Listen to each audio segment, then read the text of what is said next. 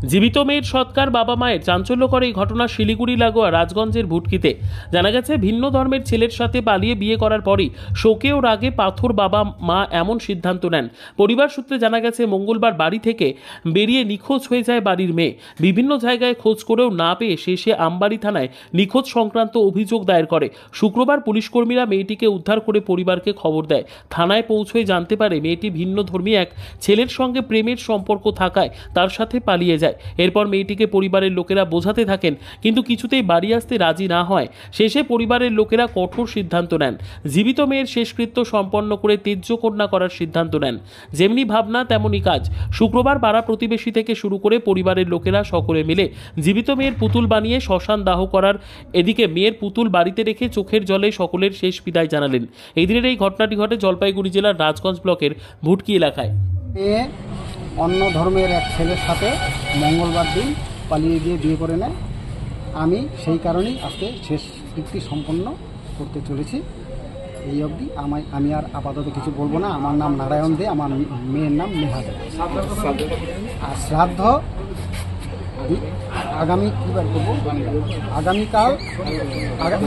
আগামীকাল শ্রাদ্ধ করবো ধার্য করেছি। তারপরে কোর্টে, এর পরবর্তীতে কোর্টে গিয়ে আমার মেয়ের যে আইনের যেই কাজগুলো করতে হয় আমার মেয়েকে ত্যাগ করার সেইগুলো করব।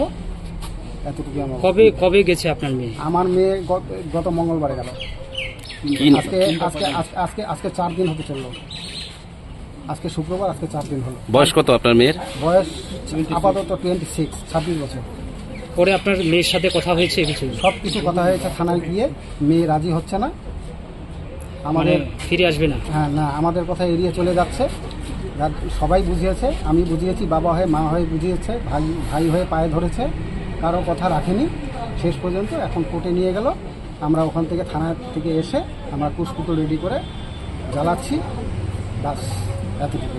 মানে সেই মেয়ের সাথে আর আপনাদের সম্পর্ক রাখবো না। কিসের সম্পর্ক? আর মেয়ে তো মারা গেল, আমার মারা গেছে, কুশপুতুল জ্বালাচ্ছি। আগামীকাল তার শ্রাদ্ধ।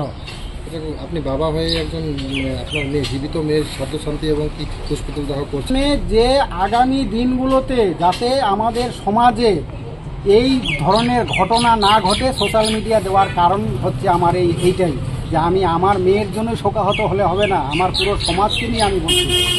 আর প্রশাসনের কাছে এটাই আমার বিবৃতি যে প্রশাসনিক এই ব্যাপারগুলো দেখে চিন্তা ভাবনা নেও, যে পরবর্তী যেন এরকম কিছু না হয়। কিংবা মন্ত্রী লেভেলেও আমি কৃতজ্ঞতা জানাচ্ছি, যদি কোনোরকম এই ধরনের ঘটনা হয় যেন না হয়, এটাই আমার বক্তব্য। এটার যেন সুব্যবস্থা নেয়। কয় মেয়ে আপনার? আমার এক মেয়ে এক ছেলে। এই জায়গাটার নাম কি? মেয়ে বড়। এই জায়গাটার নাম ভুটকিহাট, পোস্ট অফিস ভুটকি ডাঙ্গাপাড়া, থানা ভোরের আলো, জেরন দে।